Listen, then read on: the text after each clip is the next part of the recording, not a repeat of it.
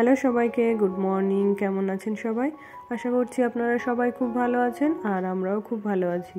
আমার নতুন আরেকটি ব্লগে আপনাদের সবাইকে ওয়েলকাম জানাচ্ছি। রোজকার মতো আজকের ভিডিওটিও আমি আমার রান্নাবান্না দিয়ে শুরু করলাম। আশা করছি আমার অন্যান্য ভিডিওর মতো এই ভিডিওটিও আপনাদের বেশ ভালো লাগবে। এখন বাজে সকাল 6টা আর এই তো আমি কিচেনে চলে এসেছি হাজব্যান্ডের জন্য ব্রেকফাস্ট বানাবো।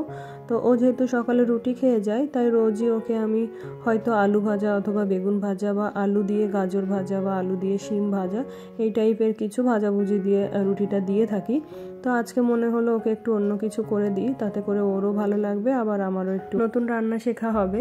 তো আমি এই যে আজকে ভাবছি পনির দিয়ে ছোলার ডাল করব। তো ছোলার ডালটাকে আগের দিন রাতেই আমি ভিজিয়ে রেখেছিলাম আর এখানে পনিরগুলো ছোট ছোট কিউব করে কেটে ভেজে নিয়েছি।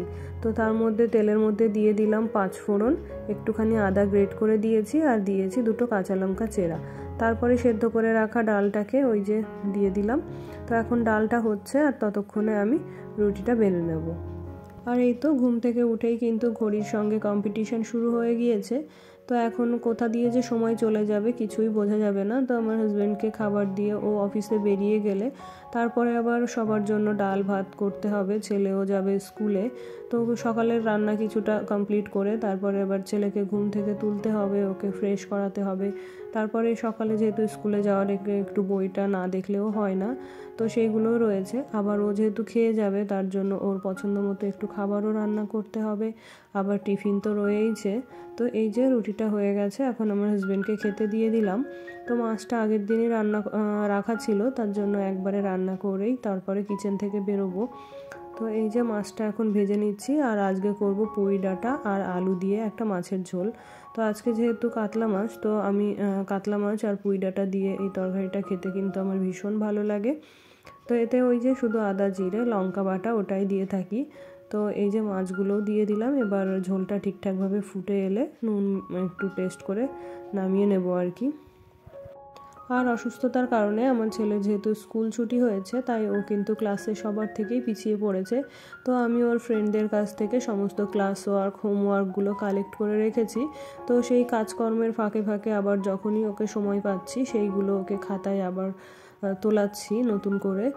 যে পুঁই ডাঁটা দিয়ে মাছের ঝোলটা রান্না করলাম সেই পুঁই ডাঁটার যে পাতাগুলো ছিল সেটা দিয়ে আজকে বড়া করে নিচ্ছি। এই পুঁই শাকের পাতা দিয়ে বড়া খেতে কিন্তু আমার ভীষণ ভালো লাগে।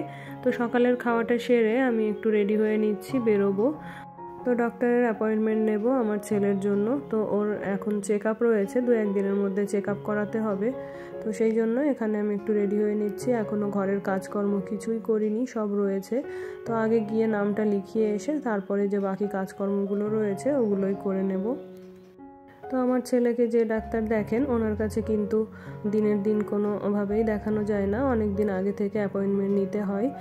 আবার ওনারা ফোনেও নাম লেখান না, তো আমাদেরকে সরাসরি গিয়েই নাম লিখিয়ে আসতে হয়। তারপরে আবার যদি দিনের দিন কেউ ভুল করে নিয়েও যায় তাহলে দেখাতে চায় তাহলে কিন্তু পেশেন্ট বেবিকে নিয়ে গিয়ে ওখানে বসে থাকতে হয়।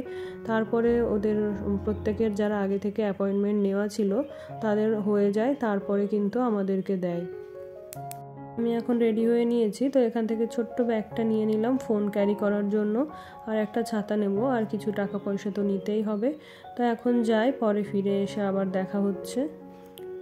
রাস্তাঘাটে ভিডিও শ্যুট করতে কিন্তু আমি ভীষণ আনকমফোর্টেবল ফিল করি। তো এখন আমি অ্যাপয়েন্টমেন্ট না পেয়ে বাড়ি ফিরে এলাম।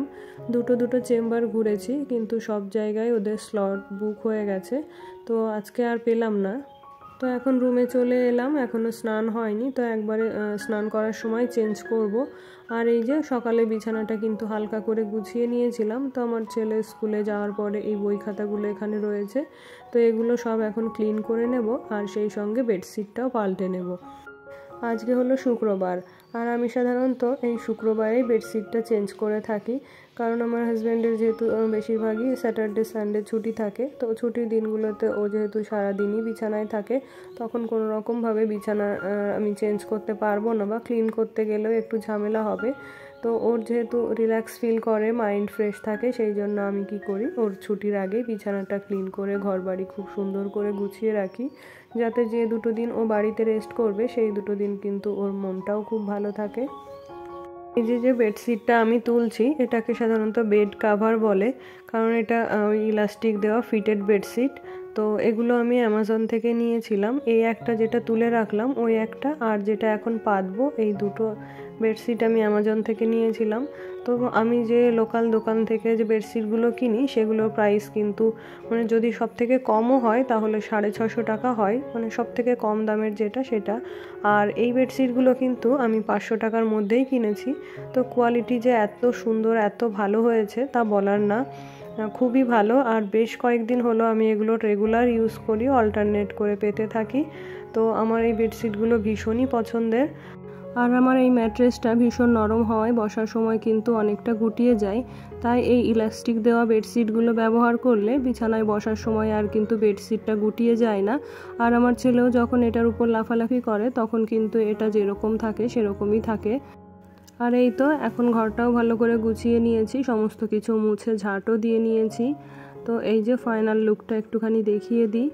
তো এরকমভাবে রেখেছি, দুদিন হয়তো এরকম থাকবে, তারপরে কিন্তু আবার যেরকম ছিল সেরকমটাই হয়ে যাবে। সকালে একটা পার্সেল এসেছিলো, তো সেটি আর আনবক্সিং করা হয়নি, তো এখন সেটি আনবক্সিং করলাম। তো এর মধ্যে রয়েছে একটি চকলেট। তো আমার ছেলে বহুদিন ধরে বায়না করছিল এই চকলেটটা খাওয়ার জন্য। তো সেদিন ও বলেই ফেলেছে যে মা তোমাদের তো কত জিনিস আসে, এটা ওটা তোমাদের যা প্রয়োজন হয় কিনে নাও, তো আমাকে শুধু একটা চকলেট কিনে দিতে পারছো না? তো অনেক দাম হওয়া সত্ত্বেও চকলেটটা ওর জন্য কিনে দিলাম। তো এখন গিয়েছে তো স্কুল থেকে এসে কিন্তু দেখে খুবই খুশি হয়ে যাবে। তারপরে পেরিয়ে গেছে অনেকটা সময়, আর এখন হলো সন্ধ্যাবেলা।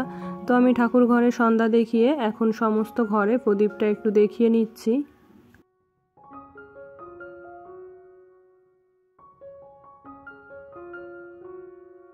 সন্ধ্যা দিয়ে তারপরে আবারও চলে এলাম ঠাকুর ঘরে। এখন পুজোর যে বাসনগুলো ছিল সেই সমস্ত বাসনগুলো সব মেজে রেখে দেব, কারণ সকালবেলা যেহেতু রান্না থাকে, তারপরে ছেলেকে স্কুলে পাঠানো, বিভিন্ন রকম কাজে ব্যস্ত থাকি।